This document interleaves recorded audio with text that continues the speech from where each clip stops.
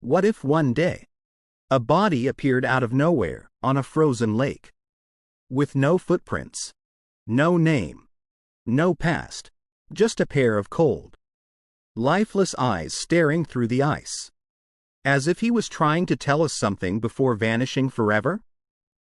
This isn't fiction. This isn't a horror film.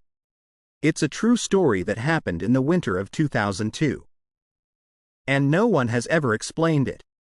It all began in March, on a desolate lake deep within Manitoba, Canada, the kind of place where winter never really ends, and silence stretches for miles across frozen forests and wind-bitten water.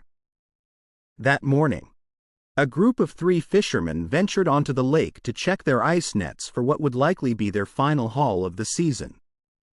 These were seasoned men who had spent their lives in the cold, who understood nature's moods. But nothing in their years of experience had prepared them for what they were about to find. Far out on the ice, something caught their eye, something dark and oddly shaped. At first, they thought it was a log, then maybe an old tent or trash swept by the wind. But as they got closer, their steps slowed. One of them whispered, "That's a person."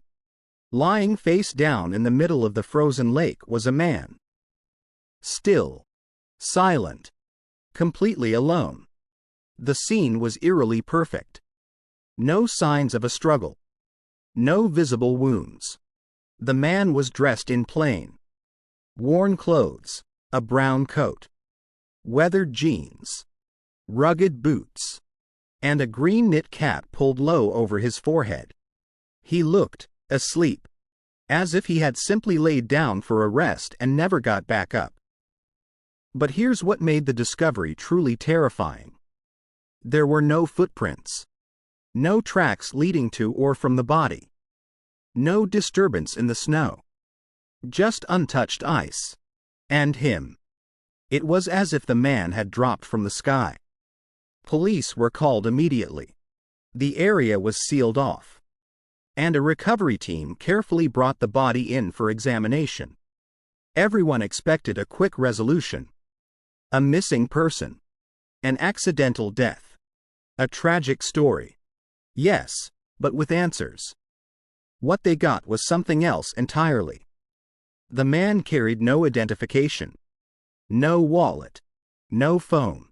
No backpack.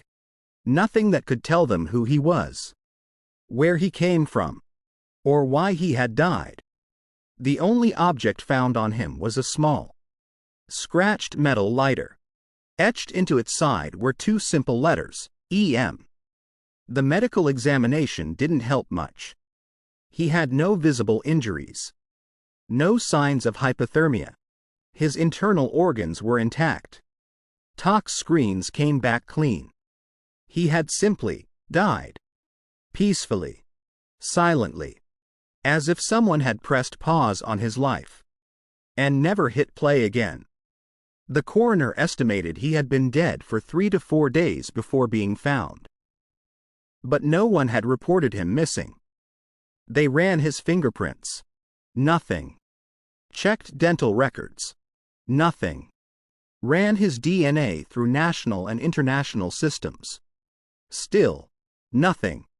It was like trying to identify a shadow. The story spread through the region like wildfire. The police posted his face on news channels, newspapers, missing persons boards, even radio broadcasts. No one came forward. Not a friend. Not a coworker. Not a relative.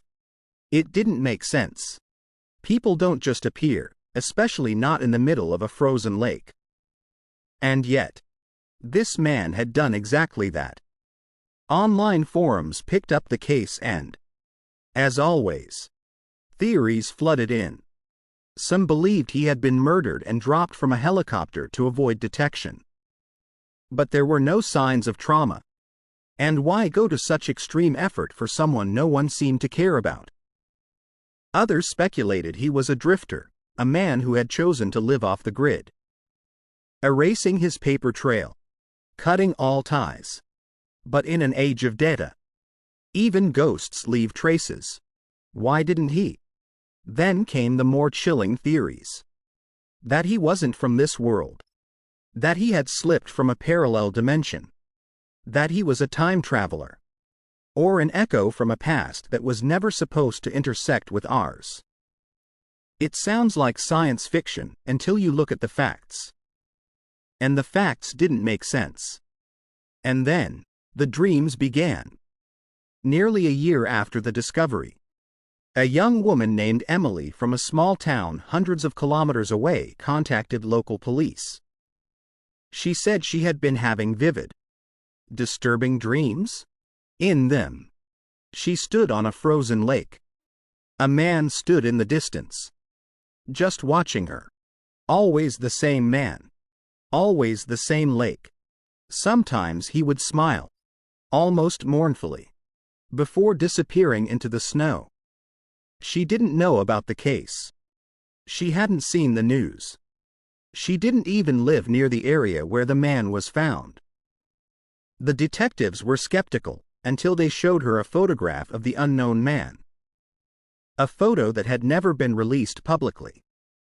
Emily gasped, then broke down in tears. "That's him," she whispered.